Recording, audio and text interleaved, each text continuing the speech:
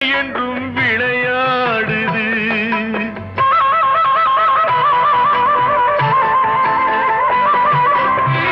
தானாடவில்லை அம்மா சதையாடுது. அது தந்தை என்றும் பிள்ளை என்றும் விளையாடுது.